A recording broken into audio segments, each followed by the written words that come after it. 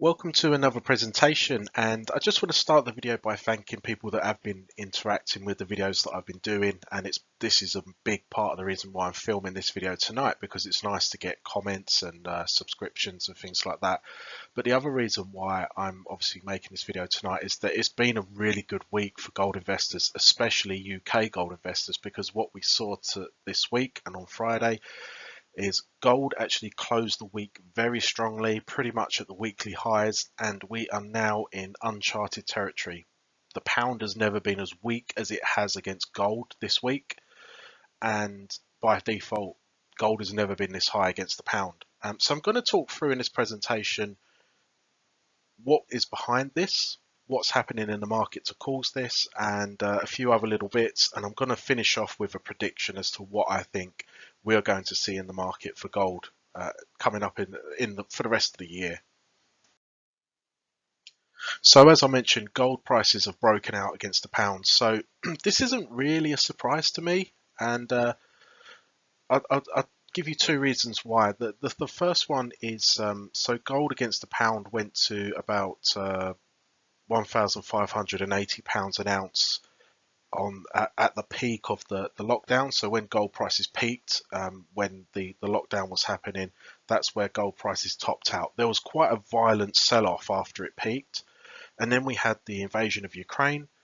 Gold prices went up again and hit that same peak. There was a sell-off again, but then a couple of months later we hit that again. There was less of a sell-off, and then we hit it again, less of a sell-off. And what I noticed was that gold was like the period between hitting that resistance level was shrinking each time. So it was hitting it quicker, and then there was less of a time lag before it hits it again, and then it was hitting it again, hitting it again.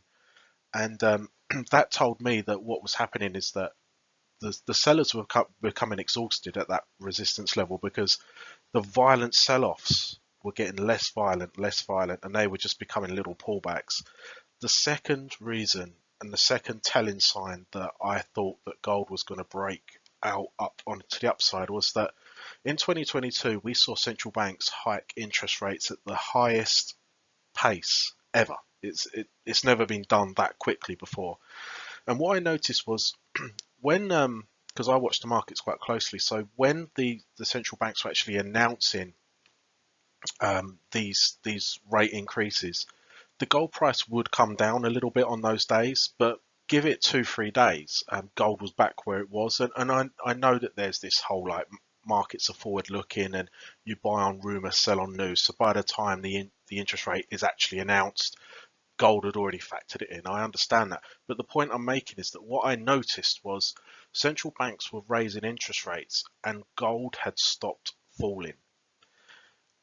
A lot of analysts will probably tell you that higher interest rates are bearish for gold. So all things held equal, if interest rates with central banks go up, that should be bearish for gold. There's been a few times when, especially in the last couple of decades, where interest rates have gone up and gold has rallied at the same time. A prime example, I think it's around 2005, 2006. They were raising interest rates and gold was in a bull market. So it's possible for central banks to raise interest rates and gold to go up. But the key thing that I'm trying to say here is that central banks were raising interest rates at every meeting, and gold had stopped falling. And that told me that we was just waiting. The market was just waiting for confirmation that the Federal Reserve, the Bank of England, the European Central Bank, the main banks were going to pivot. We keep hearing this word pivot. So basically, the gold market was calling their bluff, thinking we can't be far off them reaching peak interest rates and them having to reverse their rate increases. So recently, the catalyst has been, I think that there has been this sort of disbelief amongst gold investors that central banks could continue to raise interest rates, but hold them at the highs. I think a lot of us believe that eventually we would see an unwinding of interest rates, because we've seen it before in the past. Every time the Federal Reserve and other central banks would raise interest rates, they would get to the stage where something would happen in the system, they would have to bring interest rates back down. And each time they done it, the interest rate would make a lower peak every time. This is an exception because they hiked rates quickly. And I'm not a banking expert. I looked into some banking annual reports before to make investments in some of the banks. I didn't really understand their operations that well, so I've never invested in banks, and I don't really understand what the hell's going on. As I understand it, this is my interpretation of what's happened. So where US Silicon Valley Bank and other banks had interest rates, or central bank interest rates, base rates at zero lower bound, which means practically zero for so long, they were tying up money or capital in long-term treasury bonds and other government gilts and things like that at a very low interest rate. Where the central banks had come along and hiked interest rates quite quickly, it meant that if you are a bank customer, you've got cash on deposit. The bank has invested your money in long-term treasuries for a small yield. What you've realized is that actually I can take this out. I can buy government bonds at 4%. Well, it's a no-brainer. Either leave it in my bank and earn next to nothing, or pull it out and invest it in US treasuries or UK gilts and earn 3 to 5%, whatever it is. So what was happening was the bank customers were taking money out of the bank, and this was causing, because of fractional reserve banking, banks don't actually have to have every single pound or dollar that their customers have put into the bank ready to withdraw. They just need a reserve of capital so that as people withdraw, there's money there. If everyone withdraws at the same time, which is a bank run, they're in trouble. And what was happening was that the rate of people increasing, the if the rate of people withdrawing cash from the banks was increasing, and it was making them have to liquidate investments, and these investments had gone down. They bought the bonds when the yield was low and the price was high. The price of the bonds come down, which pushes the yield up by default. So they were making losses, and regulators stepped in, and couple of banks failed. And now, obviously, we're having a situation where Credit Suisse is potentially going to have to be rescued. So I think that what this has done is gold. I don't believe gold has necessarily gone up because of the banking problems. And I know that a lot of people might not agree with that, but I think that this is part of the banks and Credit Suisse and the US banks. That's part of the issue. And I know that some people will say, well, the Federal Reserve have guaranteed some levels of cash, which means that they're expanded their balance sheet. I get that. But what I think has really pushed gold up and given the gold market confidence to break out and carry on going is the fact that this is now, I think, confirmation that central banks cannot really hike interest rates much more. I think they're done, and a lot of people think they're done. I've been watching a lot of interviews this week. A lot of very gifted and talented market analysts are saying they're done. Maybe they can hike interest rates maybe 25 basis points at the next meeting, but if they're only gonna weeks or a month later reduce interest rates, then what is the point in hiking interest rates another 25%?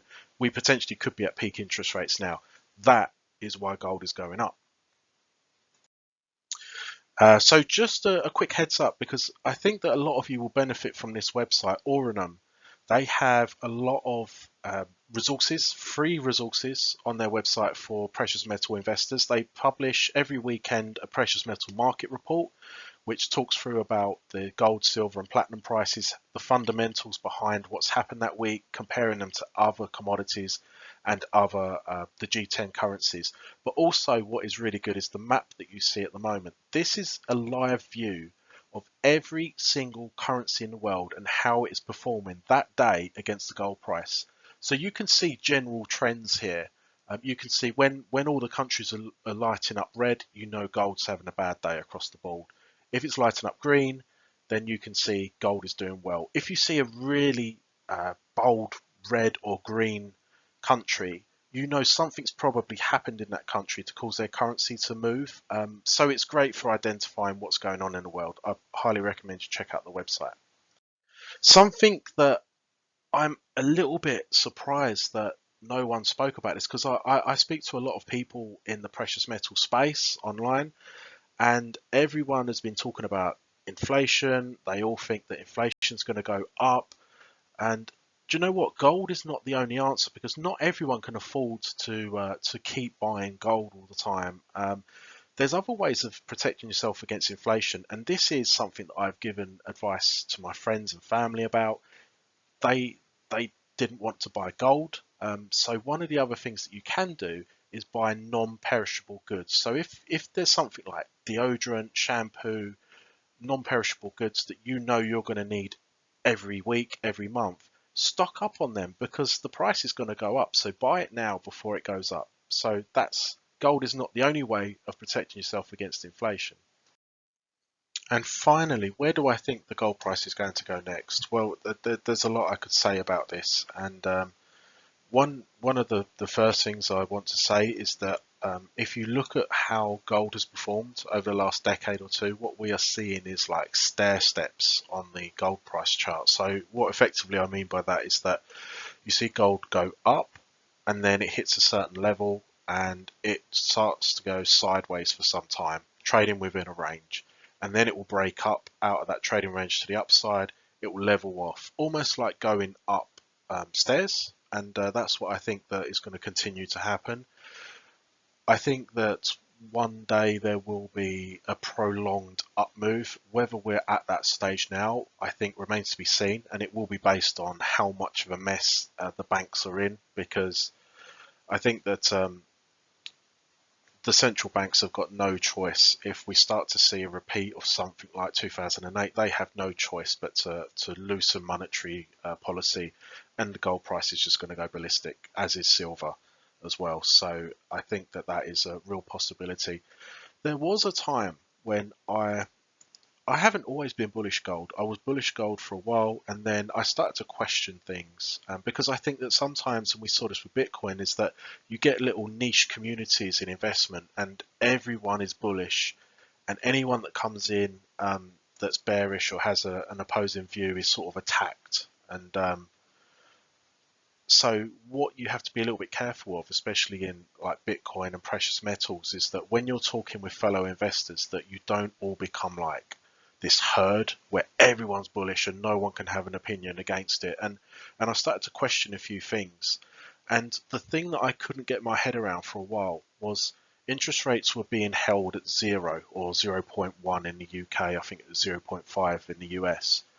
And everyone knew that interest rates would go up. And I was like, well, how can the gold price sustain its current level? And obviously it was much lower then. How can it sustain that level and not fall as they raise interest rates?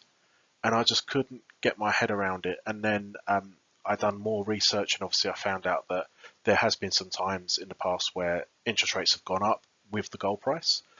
But more importantly, the thing that I just think is always going to ensure that the gold price is going to go up is government deficits. All the time in the West that we have these governments that are operating deficits, they're spending more money than they get every year. I just think, how can gold go down? And this is why I think that long term, over my lifetime, gold will be much higher. And I think the biggest risk to the gold price is that we have a government party of some description in the UK that says, right, enough is enough. We've been living beyond our means.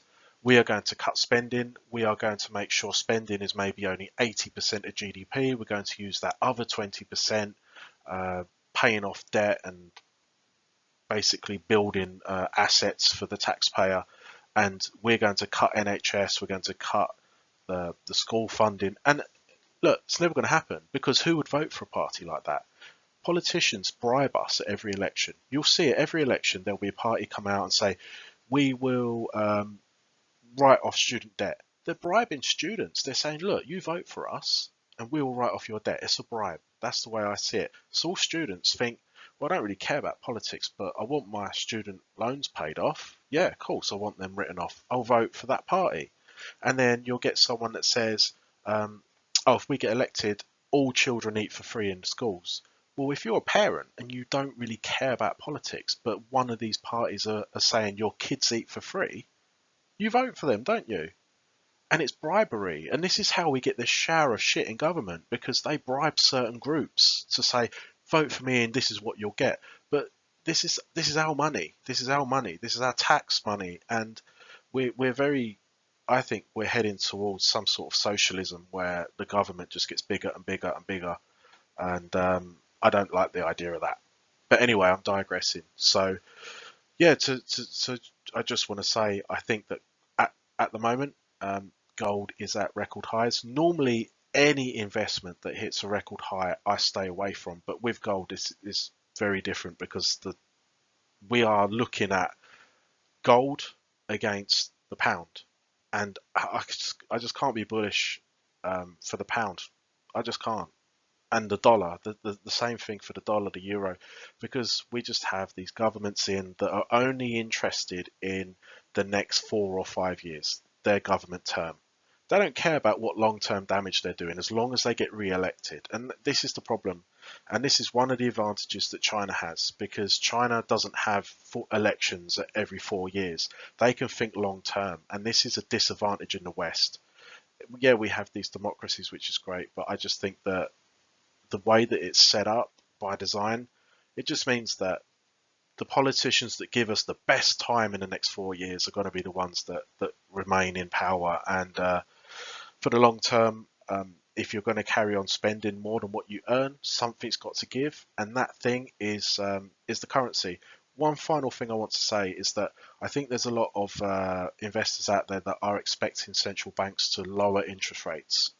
I spoke about this pivot.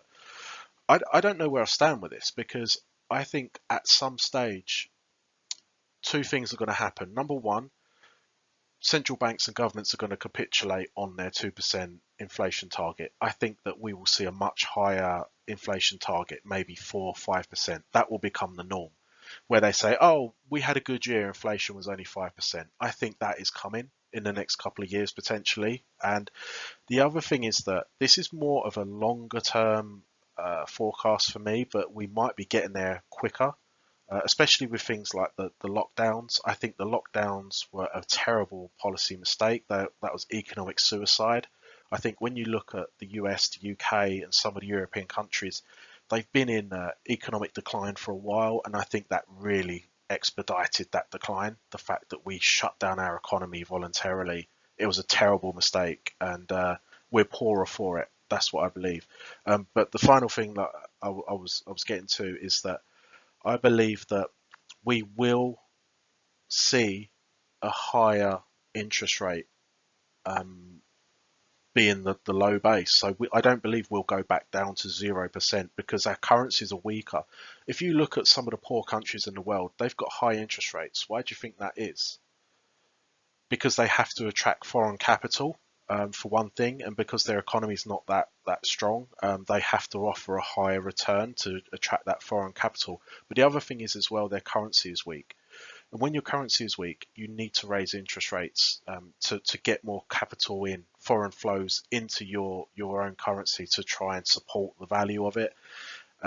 We've been quite spoiled in the West. The pound, the dollar, the euro has been a strong currency. It's been one of the strongest currencies in the world. I think that will change. I think that the Asian and Eastern currencies will become much stronger. Our currencies will be comparatively weaker, and central banks will need to have a higher interest rate. That doesn't mean that gold is going to go down, because what really impacts gold is the real interest rate. So that's inflation adjusted. It's inflation compared to the interest rate. So the interest rate could be 5%, but if inflation's 10%, it's going to be bullish gold. So anyway, I just want to say that I think that I will do more of these forecast videos going forward, because I have a lot of thoughts. But I just want to thank everyone again that's supporting this channel through liking, commenting and subscribing. And I look forward to seeing you on the next video. Thanks for your time.